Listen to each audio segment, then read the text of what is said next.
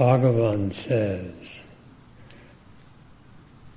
that we imagine we are bound and make efforts to become free, though all the while we are free. If we are bound, then it is only natural to make efforts to become liberated from that bondage. If we suffer, we make efforts to attain happiness. Yet if the bondage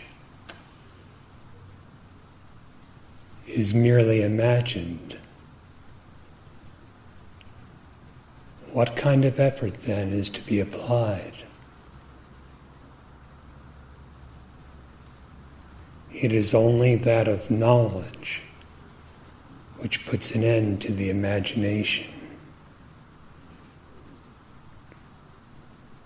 The cause of the illusory or imaginary bondage is simply misidentification, ignorance, not knowing oneself as the self really is.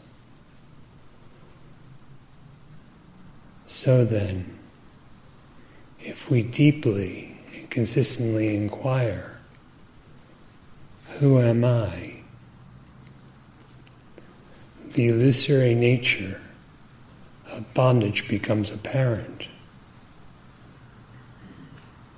When ignorance is perceived as ignorance, it is no longer ours.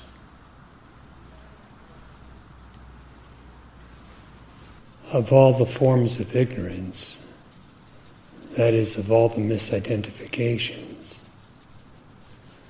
the primal one is the assumption of individuality, the notion of I, which is integral to every other definition one can imagine for oneself.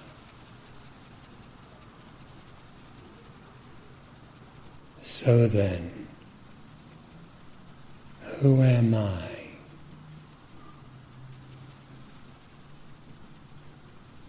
If you are an individual, and an embodied one at that, then you are defined, and you are confined by what you are defined by. Are you the body? Are you an I? The conception of embodiment comes and goes, but your existence does not come and go. How then can your existence be confounded with the body?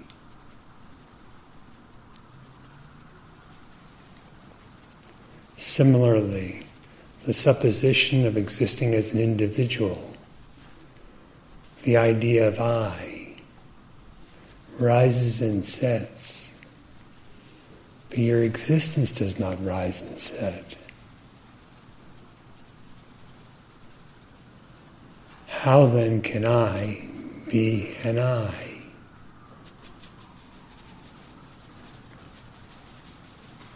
Bodiless, eyeless, transcendent of the senses and of the mind.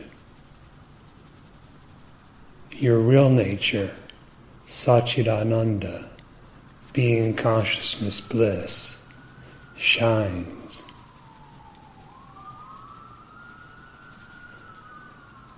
It is innately egoless.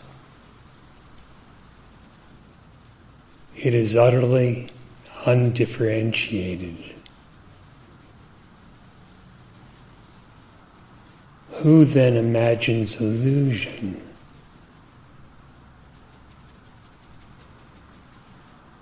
If the I is imaginary, and therefore all bondage is imaginary, can I imagine itself?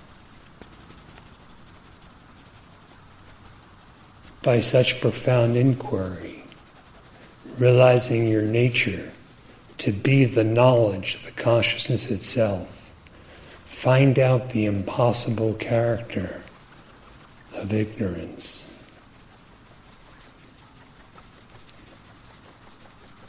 The Maharshi declares that Maya, or illusion, is that which is not.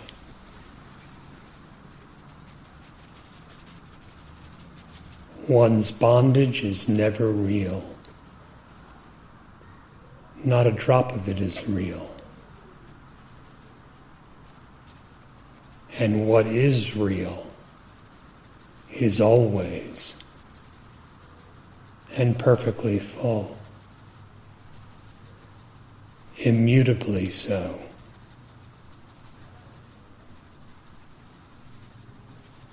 So, if bondage appears, make effort to realize inwardly the knowledge of the self. Upon the realization of such knowledge,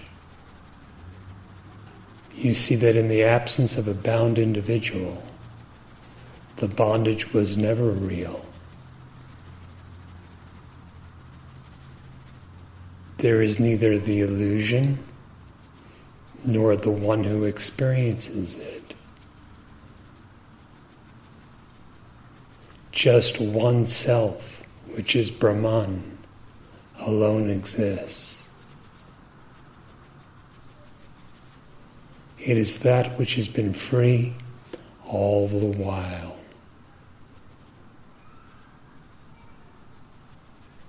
The very being of the self is the knowledge of the self.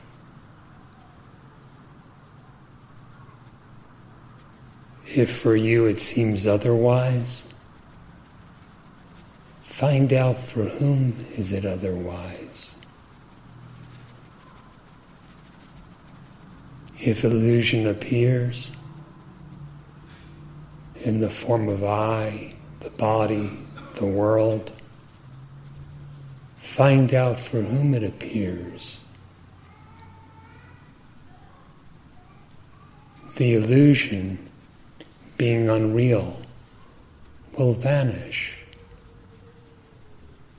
The real, whichever exists, will alone remain.